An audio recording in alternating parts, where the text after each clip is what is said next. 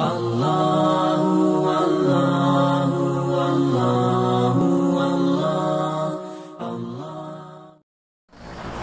ताला की ज़ात ने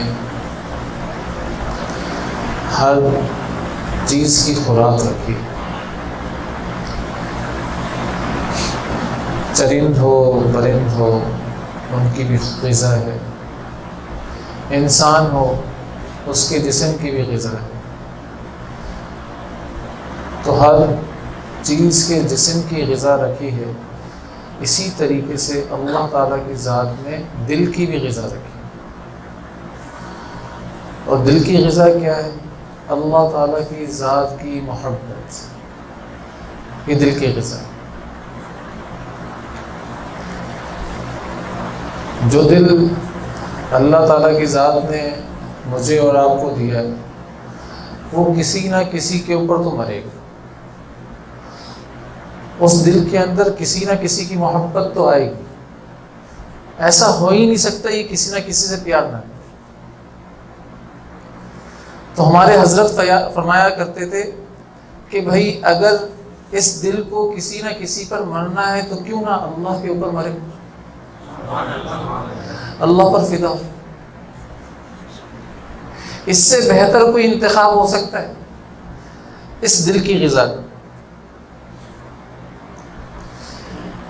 तो लिहाजा अल्लाह ताला की ज़ात ने जो फरमाया है कुरान के अंदर, वमा खलक़तुल जिन्ना वल इंसा इल्ला लियअबुदून, तो हज़रत अल्लामा आलूसी रहमतुल्लाह अलैह ने इसकी तशरीह की।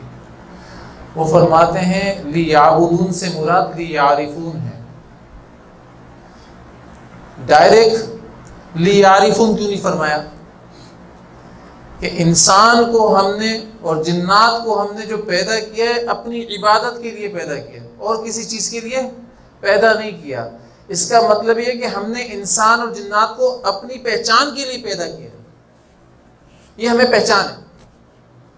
लेकिन यहाँ पर लियाबुदून फरमाया, लियारिफून नहीं फरमाया, हालांकि है ये लियारिफून। क्यों फरमाया? कि इंसान को जब भी मेरी पहचान होगी इबादत और सुन्नत के रास्ते के जरिए से होगी, अदरवाइज किसी और रास्ते से हो नहीं सकती।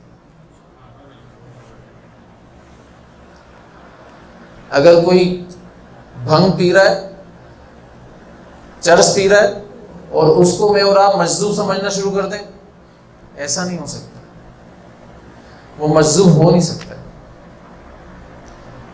इबादत छोड़ रहा है, नबी करीम सल्लल्लाहु अलैहि वसल्लम की सुन्नत को तोड़ रहा है, और मैं और आप उसको क्या समझ रहे हैं?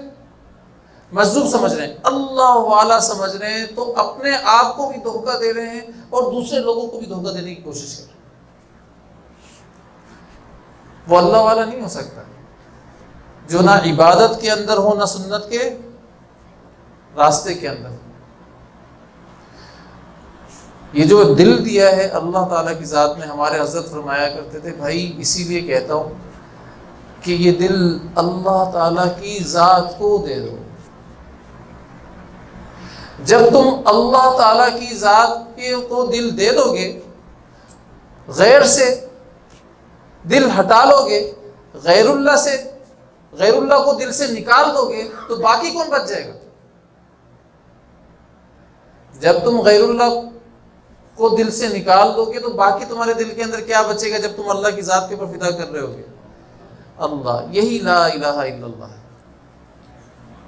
यही ला इलाहा इल्लल्लाह का मफ़हूम है कि गैरुल्लाह को दिल मत दो, देना है तो दिल अल्लाह की ज़ात को दे दो। जब तुम अल्लाह ताला की ज़ात को दिल दे रहे होगे तो ऑटोमेटिकली तुम्हारी निगाह गैर से हट गई ना, ला इलाहा हो गया ना, इसीलिए तो इल्लल्लाह आ गया। ये ला इलाहा इल्लल्लाह का मफ़हूम है।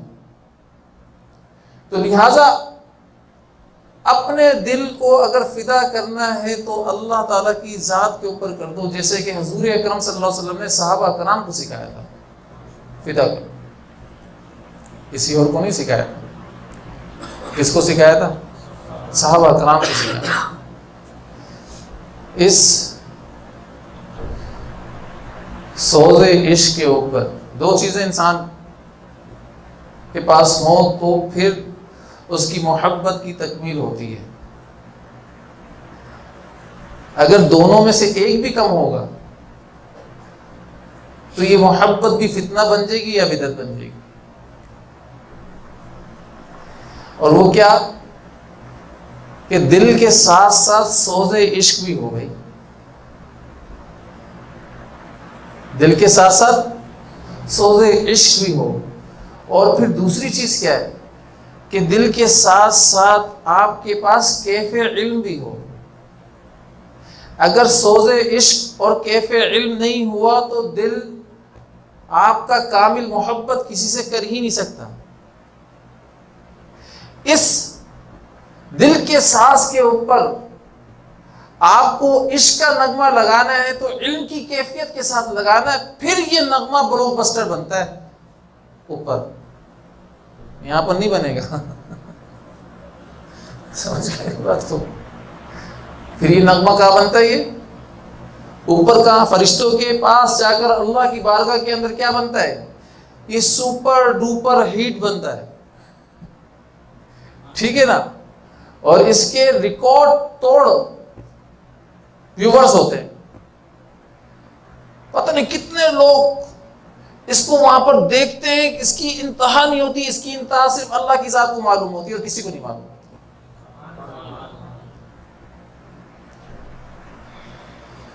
ये वो साज है जो दिल के ऊपर बजता है, लेकिन सोज़े इश्क के साथ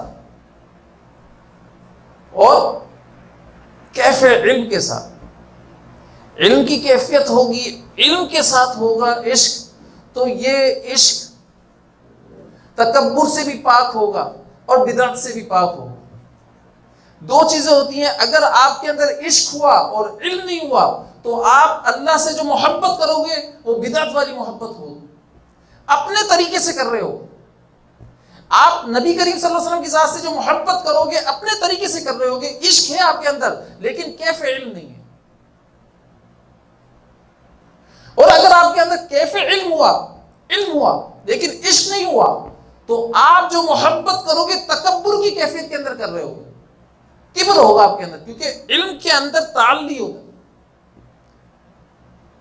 ऊंची चीज है ना ये, जिसके अंदर ये ऊंची चीज आ जाए वो अपने आप को तकब्बुर में शुमार करना शुरू कर देता, मुतकब्बिर हो जाता है, उसको पता ही नहीं चल रहा होता। वो ये समझ रहा होता है ये तो सामने वाला जाहिल है, मैं आलिम हूं, मैं मुफ्ती हूं, मैं पीएचडी किया वो, लेकिन सामने वाले सारे क्या हैं? सारे जोहला हैं। उसके अंदर ये कैफियत पैदा हो जाती। जब ये कैफियत पैदा हो जाए तो ऐसा इल्म भी फायदा नहीं देता, और जब सिर्फ इश्क हो और इल्म ना हो तो ऐसा इश्क भी फायदा नहीं देता। इश्क भी हो और इल्म भी हो, तब दोनों मिलकर ये फायदा दे रहे होते हैं कि अब आपके पास इल्म क्या है कि नबी करीम सल्लल्लाहु अलैहि वसल्लम के तरीके के मुताबिक आप अल्लाह ताला की जात से इश्क कर रहे होगे, नबी करीम सल्लल्लाहु अलैहि वसल्लम के तरीके के मुताबिक आप नबी करीम सल्लल्लाहु अलैहि वसल्लम की जात से इश्क कर रहे होगे। जैसे सहाबा कराम ने नबी करीम सल्लल्लाहु अलैहि वसल्लम की जात से इश्क किया, इल्म की कैफियत के साथ किया, ऐसा इश्क आप कर रहे हो तो तब जाकर आप कामयाब हो। तो लिहाजा प्यारे दोस्तों, प्यारे साथियों, हमारे पास ना कैफे इल्म है ना सोज़े इश्क है, हम दोनों से ही आ रही। ना सोज़े इश्क सही तरीके से है, ना कैफे इल्म के अंदर हम लोग सही तरीके से कदम रखते हैं। और फिर उसके बाद क्या होता है? एक दावा होता है कि हम अल्लाह के आशिक, एक दावा होता है कि हम रसूल करीम सल्लल्लाहु अलैहि वसल्लम के आशिक हैं। ये तो इम्तिहान के वक्त पता चल जाता है कि अल्लाह ताला की जात से आपका ताल्लुक कितना है, रसूल करीम सल्लल्लाहु अलैहि वसल्लम की जात से आपका ताल्लुक कितना है। और इम्तिहान हमेशा याद रखना ईमान का होगा। इम्तिहान किसका होगा? हमेशा इम्तिहान ईमान का होगा। हालात ऐसे लेकर आएंगे अल्लाह ताला, उस हालात के अंदर आपके यकीन को देखेंगे कि इन हालात के अंदर आपका यकीन कैसा है। क्या मेरे ऊपर बनता है या सबब के ऊपर बनता है?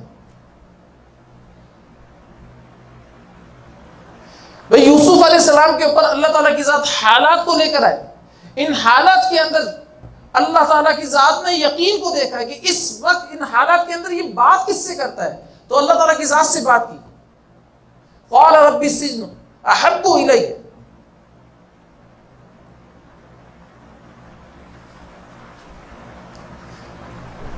कि ए मेरे रब, मुझे आपका जो जेल है ना, कैद खाना, वो ज्यादा महबूब है जिसकी तरफ ये मुझे बुला रहे हैं।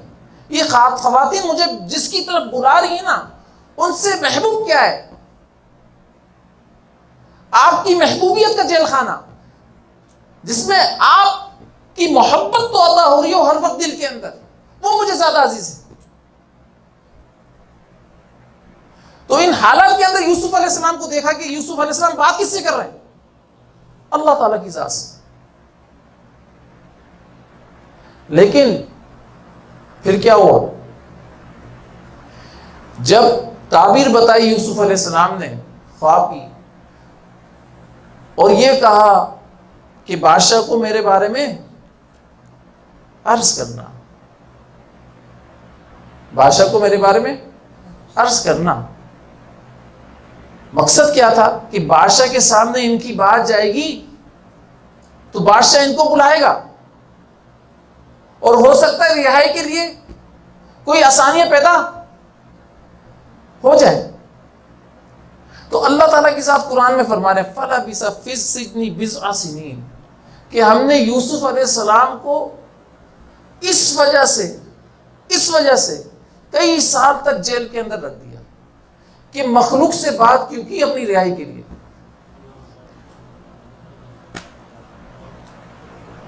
समझ गए मेरी बात? मखलूक से बात क्यों की अपनी रिहाई के लिए? अरे इस वक्त भी निगाह किसके ऊपर उठनी थी? उस वक्त तो तुमने कहा था रब्बी सिज्नु अहब्बु इलैया, तो इस वक्त क्यों नहीं कहा? इस वक्त निगाह क्यों नहीं उठाई? अगर तू मुझे एक दफा भी कह देता उसी वक्त जेल से बाहर निकाल देता। ये तो तूने कहा था कि मुझे तेरे महबूबियत का जेल खाना ज्यादा अजीज है, इसलिए तुझे जेल में डाला था। मैं नहीं डाला था ना तेरे कहने के ऊपर। अगर तू मुझे ये कह देता तो उसी वक्त जेल खाने से बाहर निकाल कर खड़ा कर। तो मेरे साथियों, ये जो असबाब है ना, ये जो मेरे और आपके सामने, ये असबाब इम्तिहान के लिए हैं, सही है ना? इस असबाब के अंदर कामयाबी बिल्कुल भी नहीं है, ये अल्लाह ताला के साथ कुरान के अंदर फरमा। असबाब यूज करना मना नहीं है, असबाब का तर्क करना कमाल नहीं है। इसलिए बोल रहा हूं कि असबाब का इस्तेमाल का तकाजा मेरी फितरत के अंदर अल्लाह ताला के साथ ने रखा है। असबाब का इस्तेमाल का तकाजा मेरी फितरत के अंदर रखा है अल्लाह ताला की जात ने। मैं तो असबाब को इस्तेमाल करूंगा, लेकिन अल्लाह ताला की जात ये बताना चाहते हैं कि भाई तू असबाब को इस्तेमाल तो कर, लेकिन असबाब के अंदर तू ये देखना शुरू कर दे कि इस सबब के अंदर ये कामयाबी है, उस सबब के अंदर ये कामयाबी है। तो कामयाबी असबाब के अंदर नहीं है, कामयाबी सिर्फ मेरे हुक्म के अंदर है, अमाल के अंदर है। कामयाबी असबाब कामयाबी का मजहर तो हो सकते हैं, उसके जरिए से कामयाबी जाहिर तो हो सकती है। समझना मेरी बात को, असबाब कामयाबी का मजहर तो हो सकते हैं, लेकिन जरिया नहीं हो सकते कभी। जरिया डायरेक्ट बराह रास्त अल्लाह के अमाल हैं, अल्लाह वाले अमाल हैं और हुक्म है। मेरी बात समझ में आ रही? असबाब कामयाबी का मजहर तो हो सकते हैं, लेकिन कामयाबी का जरिया नहीं हो सकता। अब मैं और आप एक गलती कर रहे हैं यहां पर कि असबाब को कामयाबी का जरिया समझ रहे हैं।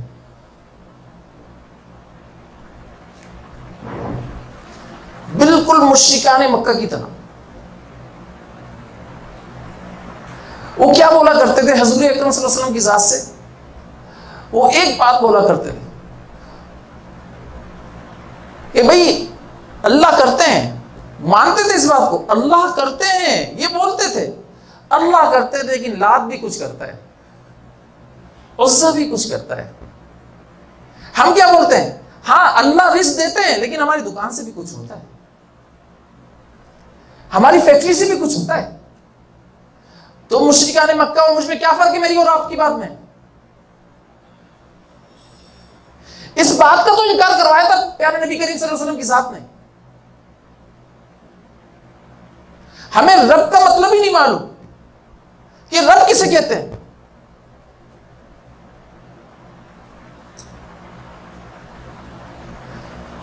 रब का मतलब मालूम होना चाहिए, रब किसे कहते हैं। हम समझ रहे हैं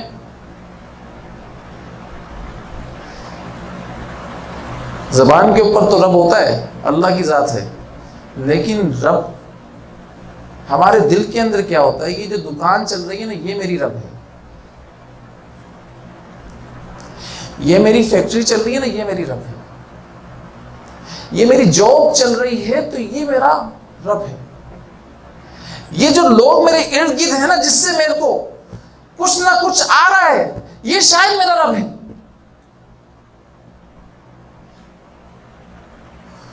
उनको रब बनाकर बैठे हुए हो, दुकानों को, मकानों को, फैक्ट्रियों को, बिजनेस को, जॉब्स को। हजरत फरमाया करते थे कि केतली के अंदर दूध डालो तो दूध उबलेगा, केतली समझते हैं ना, दूध उबलेगा। पानी डालो तो पानी निकलेगा, दूध डालोगे दूध निकलेगा, पानी डालोगे पानी निकलेगा। तो ये दिल भी केतली की मानिंद है, इसके अंदर अल्लाह का गैर डालोगे तो अल्लाह का गैर निकलेगा, अल्लाह डालोगे तो अल्लाह निकलेगा। अल्लाह